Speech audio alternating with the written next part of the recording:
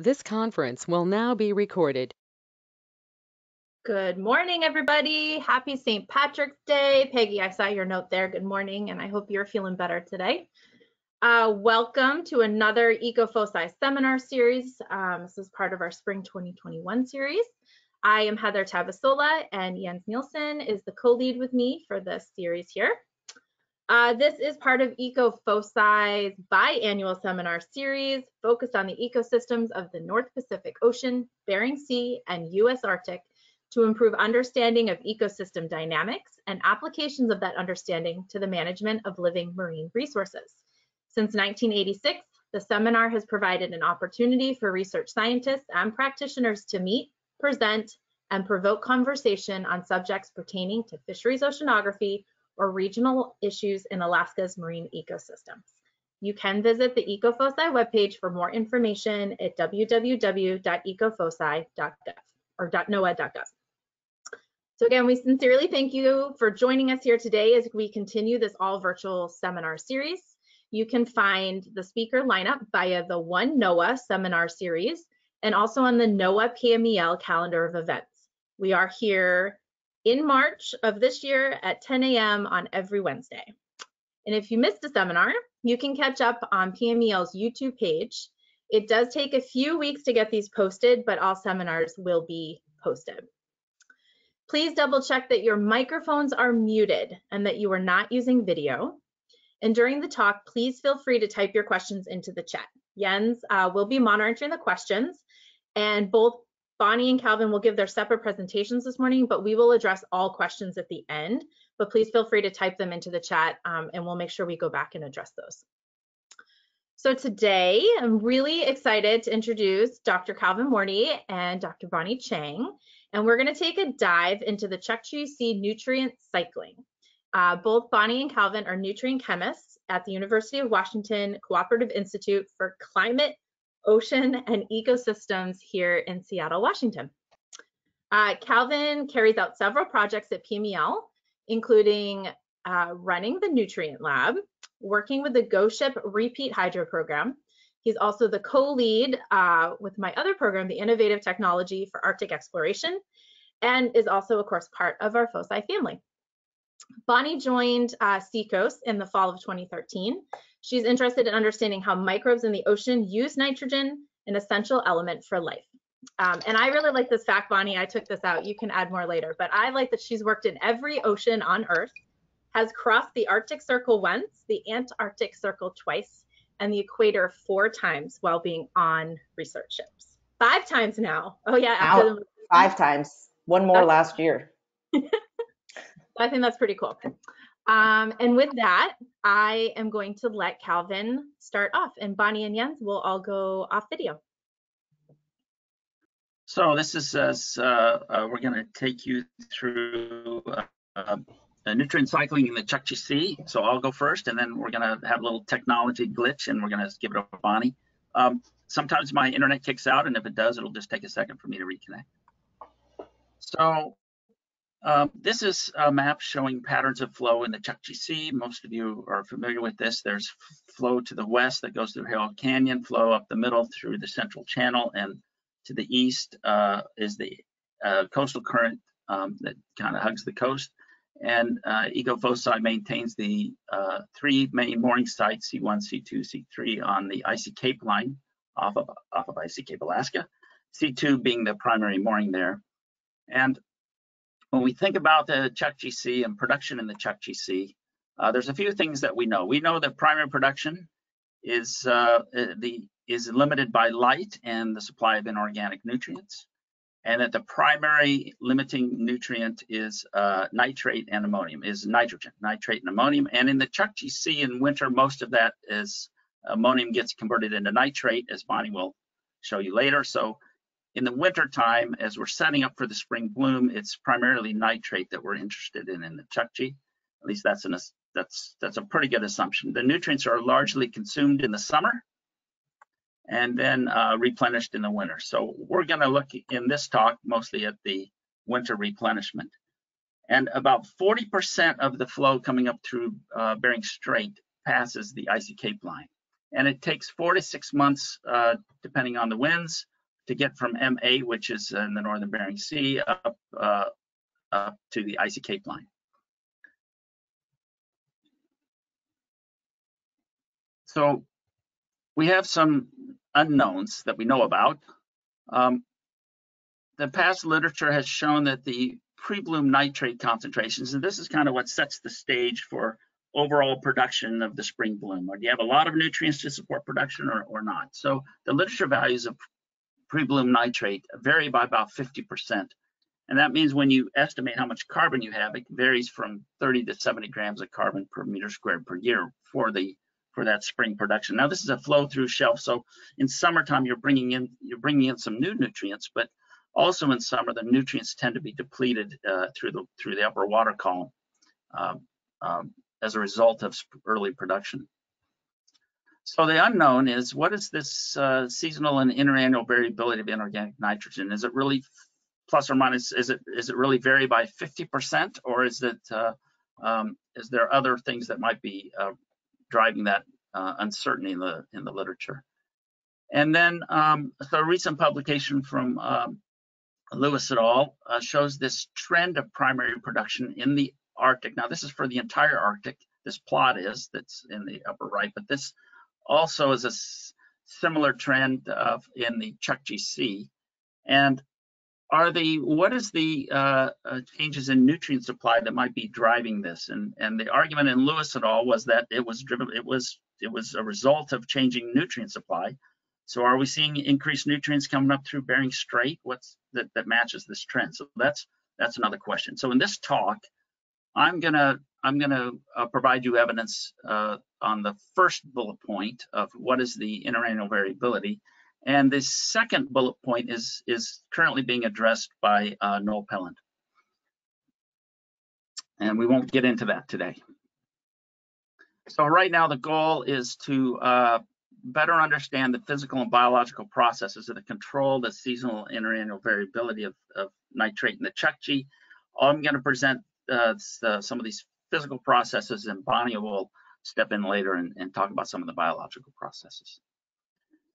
So this talk is based on a paper that was published last year in DSR2, and there were a number of co-authors, and I want to acknowledge all these folks on the slide, and it was funded by NOAA, UW, BOEM, and North Pacific Research Board. I want to especially recognize Eric Weisgarver and Peter Proctor as the folks that are always running all the nutrients in the nutrient lab. So how do we do this? This is a image of a sensor called the SUNA. It's an optical nitrate sensor, and in the circle there's a little slot in the sensor, and that measures the absorbance of the water at a large number of wavelengths. And then you subsample a few of those wavelengths, and you have you're able to distinguish the unique optical signature of nitrate and estimate what the nitrate concentrations are. And then this little there's a wiper here that cleans the flow cell, swipes the flow cell with a wiper before each measurement. And these SUNAs were deployed at C1, C2, C3. So we're going to look, and they collect hourly data. So we're going to look at one of those time series that we get. So this is a kind of a complicated plot. This is a deployment in September 2016. We do a CTD cast as we deploy it, and that's this black dot. It's a discrete measurement that we use to calibrate the nitrate sensor. The nitrate trace is in blue. You can see a lot of variability. There's low concentrations in November, December, increasing through the winter. And then this is near the bottom. This is a few meters off the bottom, and still we see that the nutrients are drawn down there in summer. In green is the chlorophyll trace, and this chlorophyll fluorescence converted into a concentration. And you can see that we even get this high chlorophyll on the bottom, and then the drawdown of nutrients. Black is the ice coverage. So we get ice disappearing typically in mid-May, and the spring bloom is often mid-May. In fact, I picked May 15th as kind of cutoff for pre-bloom concentrations. In some years, the nitrate continues to increase after May 15th, but I just picked May 15th because that's in some years that the nutrients drop off quickly after that date. And then in red is salinity. You can see it's also a little fresher later in the year as you've thoroughly mixed the water column and brought that fresher nutrient depleted water to depth. And then that water's flushed out during the winter. And so we want to look at this trend here. We're going to focus on January through May 15th, this increase in nitrate, and look at the variability in this replenishment and the pre-bloom concentrations of nitrate that might support spring production. So that's what we'll look at. So we've had a number of deployments at the C2 mooring site. We had deployments. Now this is, and on the bottom you'll see, on the bottom you see this is January through, it's jumping ahead. This is January through May. So we deployed in this plot B, we deployed in 2010, and this is the January 2011 through May 2011. So we have a time series in 2011, 12, 15, 16, 17, 18. We take the mean of all of the nutrient data, and that's in blue here. That's the mean nitrate from those deployments, and then we also have the mean. Oh, come on, Calvin, don't do that. We have the mean salinity and then we have the anomalies for each of these. So this second plot B is the anomaly in 2011, with this pink being the salinity anomaly and this gray being the nitrate anomaly. And I just want to point out that in some years, in 2011, and then on the bottom in 2018, we get this really high nitrate anomalies. In other years, as in 2012, we have a negative anomaly. And these are pretty large. These are quite significant anomalies. And then the second series of plots on the right just shows that C2, the signal we're seeing at C2 is consistent with the rest of the sensors along the Icy Cape line.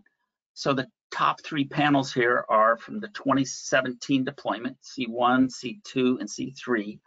And they all have a very similar nitrate anomaly and salinity anomaly. Similarly, in 2018, in the bottom three, we have, oh, Kelvin, don't do that. Let me go back again. I'm moving my mouse and clicking on it at the same time. 2018, the bottom three panels, we have C1, C2, C3. You can see that this positive nitrate anomaly was consistent across the Icy Cape line. So when we were thinking about the nitrate flux and these estimates of what production this nitrate might support, NCP, we can assume that C2 is representative of the entire Icy Cape line. And then this bottom plot shows an Alamo, which is like an Argo float. It profiles the water column. It was deployed in September of 2017, and this top plot is the drift track of that Alamo, colored by bottom salinity. And it happened to take a turn and go right over the C2 mooring. And this bottom plot is the profiles of salinity. You can see the two-layer system in September into October, and then by mid-October and into November, the system is fully mixed as prior to ice, the arrival of ice. So our two assumptions is C2 is representative of the Icy Cape line, and that these near bottom measurements reflect the entire water column. So our patterns of flow. So this is a schematic showing this flow from our M8 mooring up into the Icy Cape line. So what are the two types of things that might be influencing this interannual variability? Well, it's transport. This is monthly 3-month mean transport across the top. That's September, October, November through March, April, May across the top, and then the different years along the y-axis. And the colors are the intensity of transport during those 3-month means. So in red is strong northward transport, and then in blue is weak, sometimes even reverse transport to the south. So that's one aspect of our flux calculations. And then of course the other is the source water. And we're looking at this water at M8 as much of our source water. There may also be water contributed from the Anadyr current here, but we see that At M8, there's a lot of variability. Now, these are CTV casts around M8 every year. Some years we have multiple cruises up there. But there's a significant trend in decreasing DIN. Now, DIN is your nitrate plus nitrite plus ammonium. And we see that this decreased significantly between 2005 and 2016, and then the concentrations rebounded in more recent years. So we have these two things, this interplay of both the transport and then what is it that what's the flavor in the water that you're moving? Are there nutrients in that water that you're moving north or not? So those are the two things we look at. So here's the plot same plot showing the variability of DIN at M8. And I just want to mention real quick what might be driving that. This plot here, I'm not going to go into it too much, except this is how much nitrogen is missing from the water column in the bottom water. And this is where you've actually taken nitrogen, and Bonnie will mention this, I think, and you've converted it into nitrogen gas and it's left the system. And along the shelf break here, this cooler colors means you're not missing much nitrogen. But along the middle shelf where our moorings are, and then you get up to M8, it takes a long time for this water to move north. This is maybe a couple. This water's taken a couple years has a very long residence time up here, and during that time you've formed a lot of you've denitrified the water. You've formed a lot of nitrogen gas, and you have a real nitrogen deficit. So around M8, when we're taking samples around M8, sometimes we're capturing this middle shelf older water, and sometimes you get this stronger flow up onto the shelf. And so we think that's what's driving the variability that we see here in M8. And Christina and Phyllis and I are looking at that, looking at those processes right now, try to understand what's driving that variability. All right, let's keep going here. So if we look at our source water so this is now on the x-axis of the plot on the right is this DIN in summer and fall at M8. And then on the y-axis is the concentration we see at C2 the following spring. So here's kind of the source water in summer and fall on the x-axis, and then what do we see up at C2? And there's a very strong relationship between those two. So it appears that whatever we see at M8 is what happens the following conditions in the spring at C2. But something strange is going on here in 2012 at C2, where we have very low concentrations, and that's because the transport was very low that year, and the Bering seawater never reached the C2 mooring until much later in the season. And it didn't quite reach the same concentration because there was assimilation going on. There was phytoplankton production that was starting to suck down those nutrients. Okay, so now if we look at, I only get a few more minutes and I got to wrap it up. So if we look at the nitrate flux over all of November through April, the mean, we see it's very low in 2011 to 2012 because we have this low transport that's circled. Also low so these are actual flux numbers. This is kilomoles per second of nitrate. It's also low in 2016, 2017 because the source water, there was not very much nutrients to be had at M8. And then when we look at 2017, 2018, it's very high, and because we had very high transport and we had moderate to moderately high nitrate EIN concentrations at M8. So we can also break this down per month. So these different colored bars are different months for each year.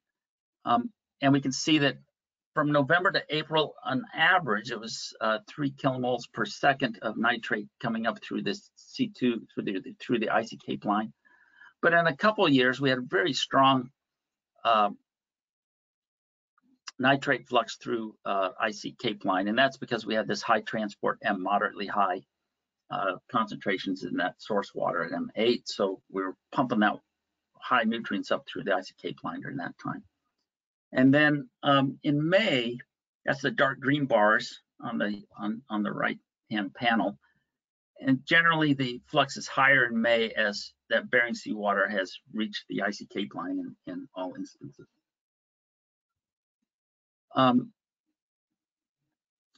We can then use those, use the values that we've have for our pre-bloom concentrations to calculate using various assumptions here in the top 3 bullets. We can estimate that the production varies indeed between 30 to 70 grams of carbon per meter squared per year, based on the variability that we see at the in the M8 source water. So the answer to the discrepancy of the literature is, yeah, it's real. That variability that we see, the 50% variability that we see in the pre-bloom concentrations and in the NCP values captures the actual variability that we see at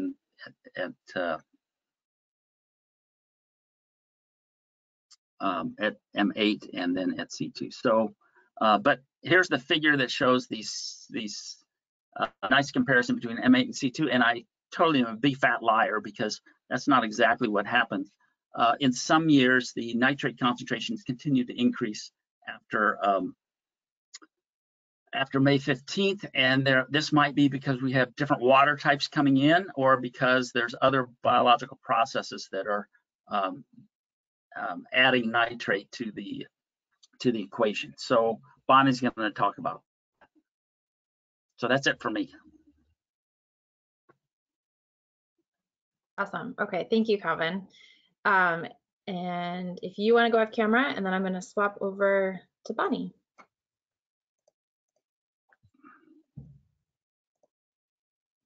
All right, Bonnie, you should see the presenter box. Okay, I think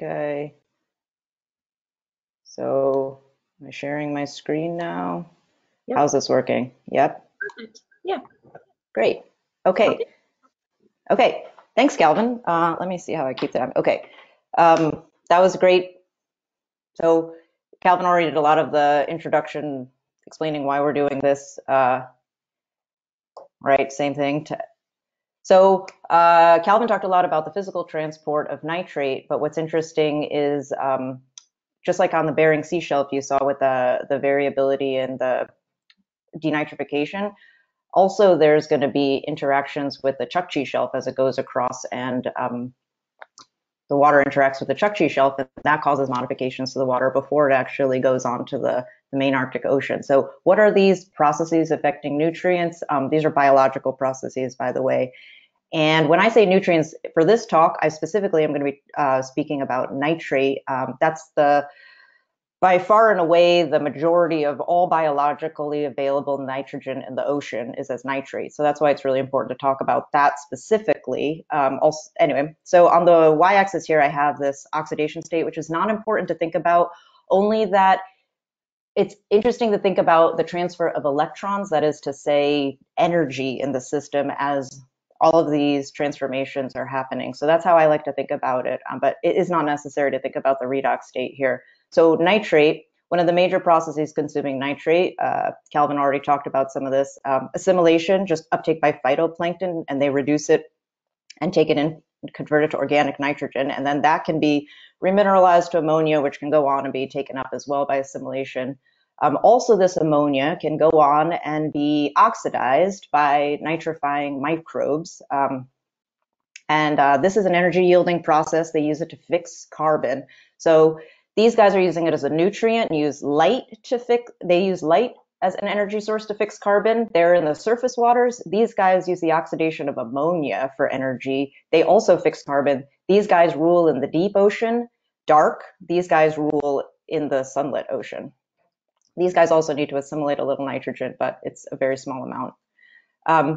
Okay, and then the final process that's consuming nitrate in the ocean. So we had this one consuming, nitrification produces, and then denitrification consumes nitrate as well.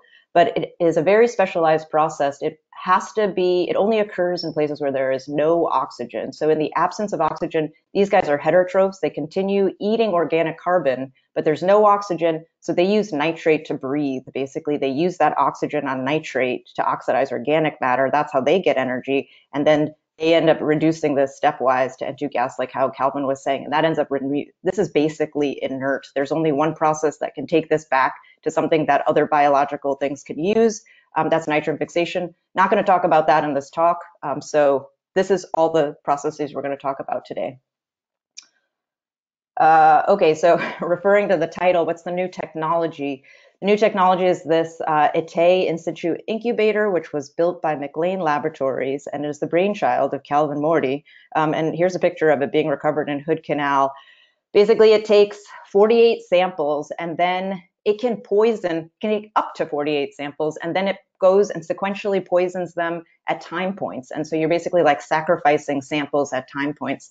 What we use this to measure nitrification rates. So that was the oxidation of ammonia to nitrate. And so what I did was add this 15N labeled ammonia and then let nitrifiers go at it in the water and convert it to nitrate. And then that was measured by, or is in the process of being measured, or actually going to be measured by Laura Bristow at the University of Southern Denmark.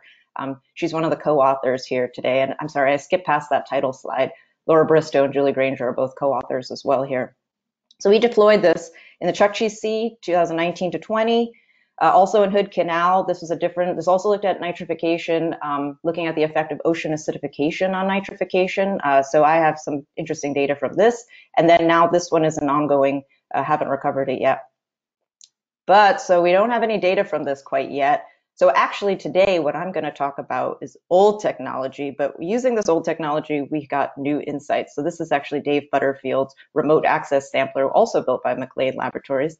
And what we did was set this out in the Chukchi Sea at C2 from 2018 to 19. So before we got an incubator of our own, I had it collect water samples every 2 weeks through the winter, which is a time period just very undersampled because it's ice covered. It's hard to get a ship there. They were filtered by this thing. That's what's in the blue top here is a filter, preserved with acid, and then the stable isotopes of nitrate were measured by Julie Granger at the University of Connecticut. So here's just, it's at C2, which Calvin talked about. It was at 37 meters of water, and overall a 45-meter water column.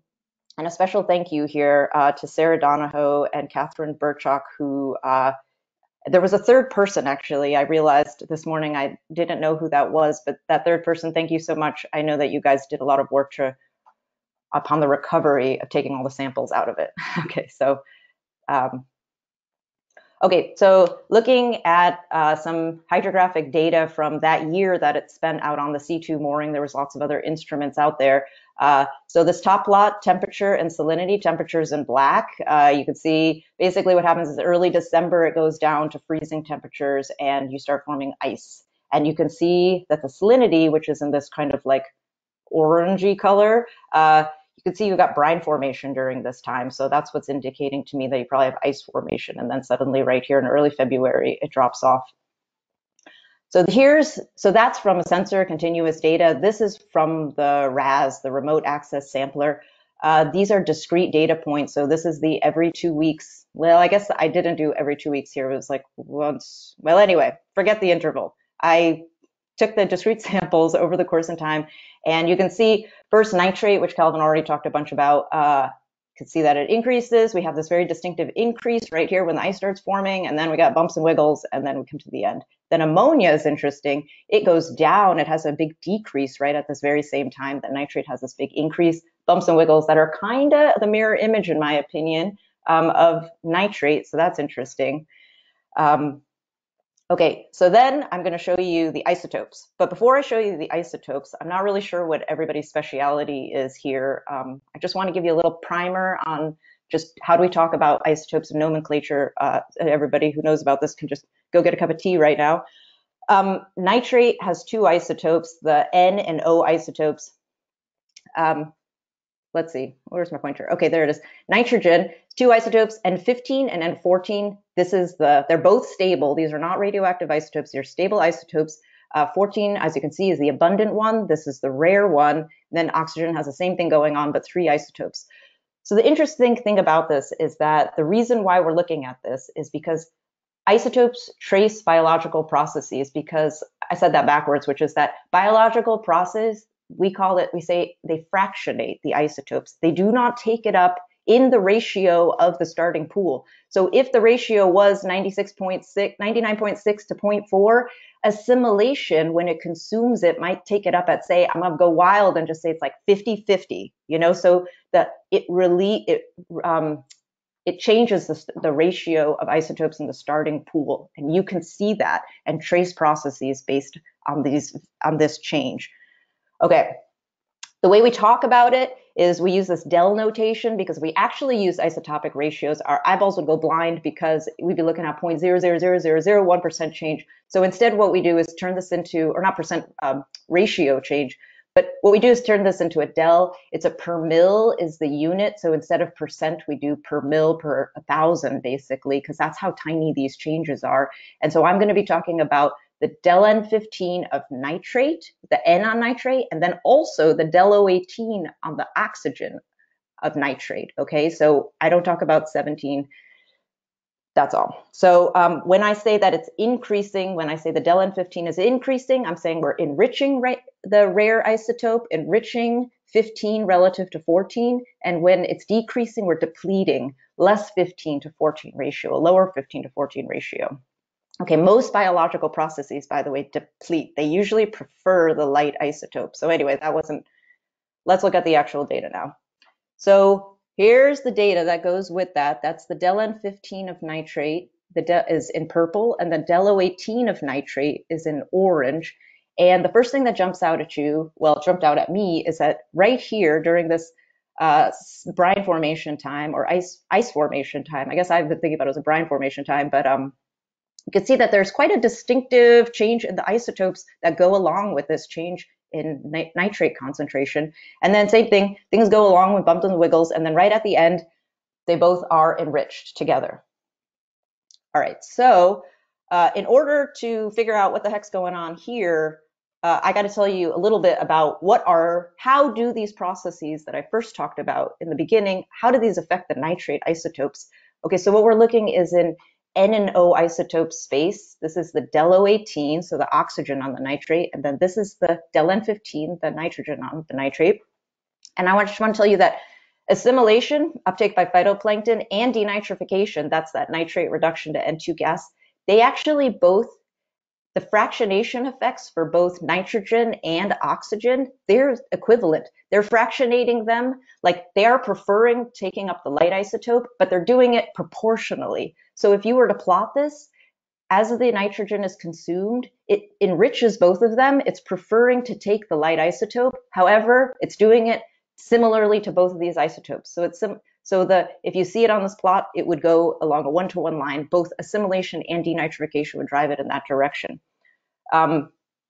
Nitrification, so that's the oxidation of ammonia to nitrate, that drives it, that does various things to the nitrogen, but it only does one thing. It basically is always trying to drive the del O18 of the nitrate, it's always trying to drive it to water, which is approximately 0 per mil. And the reason why is that that's where the oxygens come from on nitrate when you're oxidizing it from ammonia. They get those oxygens from water. They may get the electrons from oxygen, but they get the atom of oxygen from water. So anyway, that's why that is. Okay, so I'm going to lead us through this one little portion over here, which is relatively easy to interpret before I get into the rest of it, which is a little harder to interpret. Right here where I was talking about how you have this increase in both the isotopes, with N and the O isotopes enrich at this time. And so if we look over here on our I just turned it into a little thumbnail plot, that's the O and the N, you see what's enriching in both directions is either assimilation or denitrification. Well, I'll tell you that we can tell them apart because denitrification, you need anoxic conditions, and we have tons of oxygen right now. So it's assimilation that's driving this. And I'll tell you that the slope of this line, if I do it, this is the different plots, you know, this is by time. But if I do it in this space, the slope ends up being about 1.6. So a little bit bigger than 1, but anyway, it's close. It's indicating to us that this is from assimilation, okay? And if I take a quick look at PAR, photosynthetically active radiation, I see that that confirms my diagnosis of what this process is that's consuming that little bit. You know, there's tons of little bumps and wiggles, and what are they from? Well, this bump this wiggle right here, I'll tell you decisively that is from assimilation. And then also we could look at the PAR to verify that. Okay, so that was an easy example. Okay, my eye got really drawn to this area right here, obviously, because this is very distinct. You've got enriching nitrogen isotope, depleting oxygen isotope. Okay, let's go over to our little thumbnail. What process enriches N and depletes O? I should have put a little example, but it would go like this, right? A downward sloping line. There's no process, no single process that's affecting the nitrate that will do that. So I'll tell you, the answer at the end is that it's a combination of all of these processes that's going to give us a signal like this. And I will kind of try to explain this to you in this talk.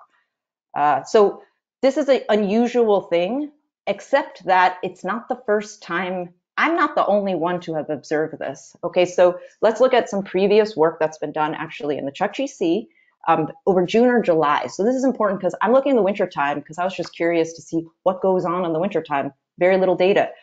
June and July, people have been there. And this person, Zach Brown, published this 2015. All I want you to take away here, this is the del O18 of nitrate. This is the del N15 of nitrate. Okay, as the nitrate is enriched, the del O18 depletes. Okay, that's all I want to take away. Here we go. East Siberian Sea. That's like if you go to the west as you come out the maw of Chukchi Sea into the main Arctic and you go to the west. Yep, that's right. You hit the East Siberian Sea. I don't have a good key here or legend, but I'll tell you that same thing. You got the enriching nitrate isotopes coincident with these depleting nitrate isotopes. Again, we're in the, not again, but August, September in the Beaufort Sea. Again, it's the summertime is what I just want to say, is that enriching nitrate isotopes, nitrogen isotopes with depleting oxygen isotopes. This is a strange condition, basically.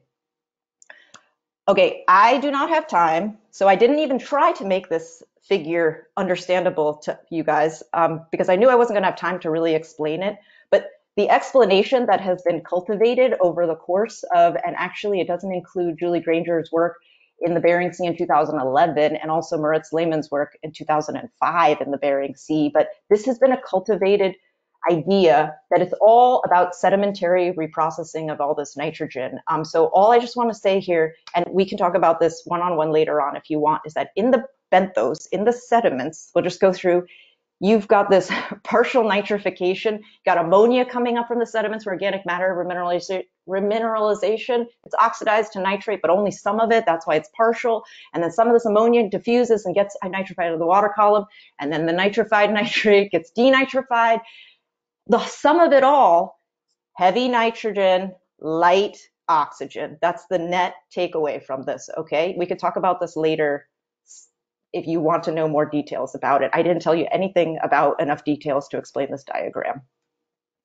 Okay, so perhaps I skipped that at the beginning of the talk because I was excited, but that we're looking at how the water is modified as it moves from one of the big gateways of the Pacific, gateways of the Arctic, which is from the Pacific side, the Bering Sea. How is that water modified as it goes across the Chukchi Shelf? What actually gets delivered to the Arctic? So on here, we're starting the Bering Sea and we're moving our way offshore, kinda. Bering Sea, Chukchi Shelf, slope. Then we go west is the East Siberian Sea, east is the Beaufort Sea. And then across the top, talked about nitrate, talked about the isotopes. You guys know what that is. Okay, these two things. AOU is the apparent oxygen utilization. Okay, apparent oxygen utilization. That means the way to think about that is it's the amount of oxygen that's been consumed by respiration. So it's like a measure of how much respiration has gone on in the water column, okay? Aerobic, oxygen using. N star, forget the details. All you need to know is that this is kind of like, this tracks oxygen respiration, aerobic respiration. This tracks denitrification, anaerobic respiration, okay? So these are both just measurements of how respired things are, how much respiration has gone on in this water mass. And so if we look at this, first we'll look at the isotopes, okay? And this is what Julie Granger says is coming out of the Bering Sea. And you can see, let's start with the nitrogen. You can see it kind of gets a little, basically you're getting a little bit more enriched with time, and then you get a little bit more depleted, not with time, sorry, with flow path, basically with travel. You get a little more enriched, get a little more depleted. Basically what you're seeing is these two are being driven apart. That's by a more and more sediment reprocessing of this, or fixed nitrogen, of this bioavailable nitrogen, of organic nitrogen, all the inorganic nutrients, all these things together, trying to drive these apart. They're very similar though. Okay, they're somewhat similar, but we can see this sort of overall trend. If we look over here, wait, what do I want to show you next? Okay, so I actually want to show you my study, our study, in relation to this. And you can see we basically fall right there in, well, sorry, right here is where we are, in amongst Zach Brown's values. So he's in the summer, we're in the winter, very similar isotopic values, okay? The thing that's really different about what we see, and I actually should have extended this little box to include him, what's really different is these signals of respiration, right? We're very low AOU. That means there's not less. This has been ventilated. Also, the indicator of denitrification also, well, actually, he doesn't actually provide us a value of that. It's kind of in the middle, basically. This is what's actually out there in the Arctic basin at the Pacific Hill. Oh, I didn't say that. I'm so sorry. The reason why we're looking at it at this Arctic halocline salinity, this place is important because it's basically at a depth of the nutrient maximum in the Arctic Ocean. This is the nutrient maximum that's basically supplying the euphotic zone with nutrients. So that's why we're looking at this kind of salinity depth in the ocean. That's why we're looking at this kind of surface. That's so sorry. That was right in the beginning of why am I looking at it at a salinity of 33.1. This is basically what I think is the nutrient max supplying it to the euphotic zone in the Arctic. Okay, so right, keeps going, and so that's all I'm trying to say is that this is what it looks like out there. This is what it is in the winter time. Okay, so all I just want to say is that it kind of is this. It kind of gets the signature, except that obviously this isn't the water out there. It's gotta get up to basically these values of AOU, and so this is not easy to read, but I'll just read it to you. So this water that's formed during this ice formation period, this brine or high salinity water, this actually must stay on this Chukchi shelf. It doesn't go out off the shelf at this time. It's got to stay there where it can accumulate more signals of benthic and pelagic respiration, right? It's got to drive the,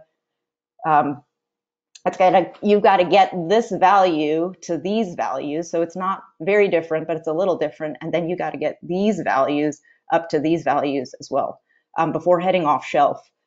Brown, so this guy on the Chukchi shelf and slope, he found, based on his calculations of this, he thought that a minimum of almost 60% of the nitrate that's coming in through the Bering Sea or the Bering Strait going to this Arctic halocline that eventually supplies all the nutrients to the euphotic zone of the Arctic. He thinks that was regenerated right there in the Chukchi Sea. So there's a ton of modification going on due to the shelf, by the way. The actual sediments are what's doing the modification. Okay, so that was basically as far as I'm going to get you guys today. The next steps are, there's lots of next steps for that data. The next steps for new data is this new technology. We're going to actually get in situ nitrification rates. So what are the actual nitrification rates then? Not just like guess what they are based on geochemical parameters, like actually just directly measure them. So I'll just show you there's not that much direct measured data up there, direct measured rates in the Arctic period, but like the winter, there's none. And so here's one study that actually did do that. They just went off a Point Barrow. On the y-axis, we have the nitrification rate. Okay, don't worry, the x-axis is not important to our discussion here, but that is MOA is the, the gene that actually carries out nitrification, like actually is one of the steps of oxidizing nitrate or ammonia to nitrate. That's not important here. Winter and summer, this is all just I want to show you, is that dramatically different rates in winter versus summer for nitrification rates. So it's just going to be really interesting to see when does all this nutrient reprocessing happen as well, not just in the sediments, but also how does that link to the water column? Because obviously that ammonia that diffuses out, I didn't get into it, but coupled partial nitrification, denitrification, part of that is that the ammonia that escapes the sediments has to go on to be oxidized to nitrate in order for this all to work. So what are the rates of that?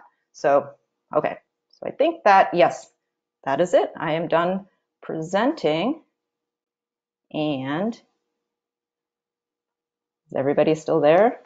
Yeah, thanks, Bonnie. Okay, okay. I will swap over the screen real quick. Phew, okay, good time. I was just like, how much? Sorry, this is really not as easy as it used to be.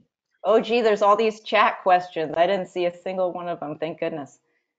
Yeah, no worries. Okay. Well, that is during the talk. I will look now, so. Yeah, no, it's okay. We'll go through them.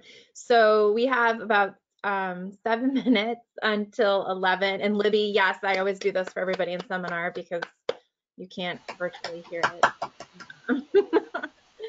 So let's see. Okay, I'm gonna scroll back here. Sorry. All right, so Calvin, I think this was during yours. So one of the questions was, this is from Libby, what drives the variability in nitrate in the source water at M8?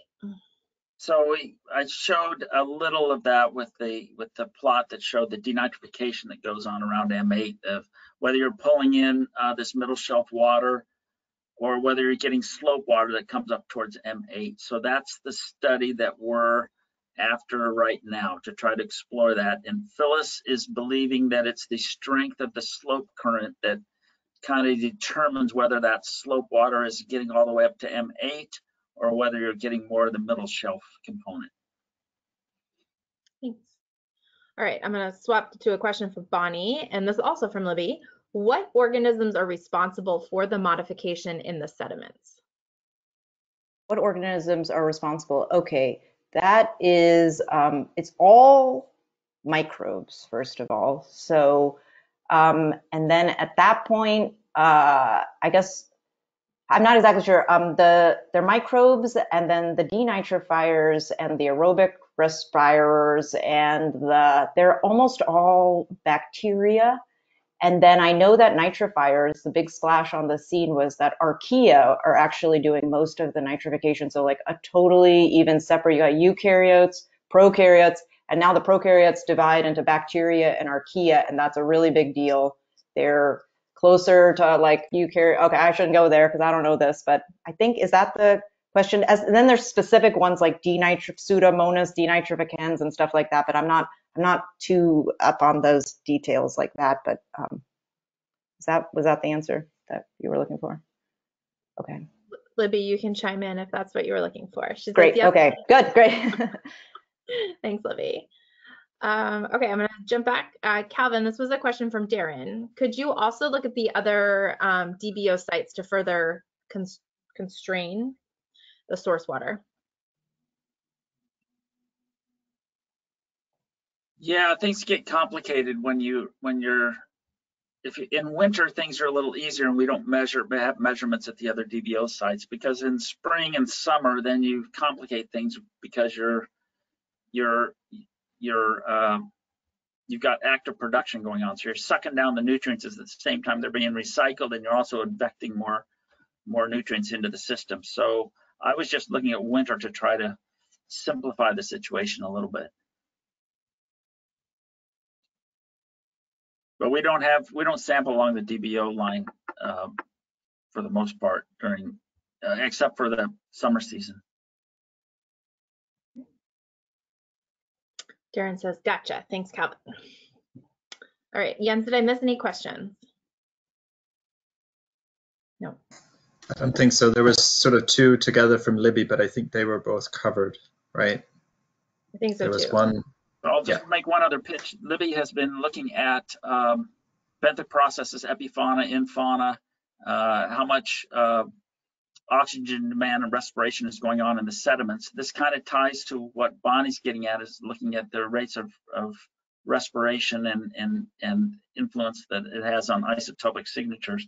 So one of the directions we want to go with working with Libby is to begin to do like benthic landers, benthic rovers, that type of thing, to get at the changes, not just in the chemistry, but also in the biota with using some imaging systems.